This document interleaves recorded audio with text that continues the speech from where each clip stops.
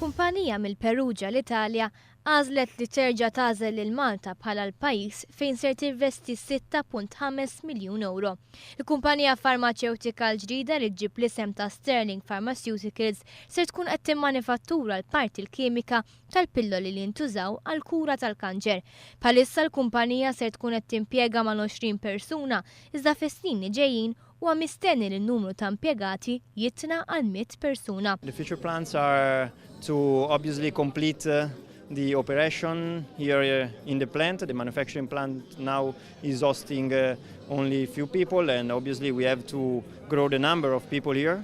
So I think that we will complete our number of people in 3 years. Il-President ta' Sterling saħaq li Malta ma ntażlitx biss għal benefiċċji finanzjarji u ekonomiċi. Because we really like the good vibes of Malta, and we have always appreciated that. This is the second time we are back in Malta, and so thank you to Malta. Il-Kumpanija Internazzjonali Sterling kellha diġà esperjenzi oħra ta' manifattura f'Malta, iżda dawn l-aħħar snin Sterling kienet għażlet li tirtira l-investiment tagħha minn Malta.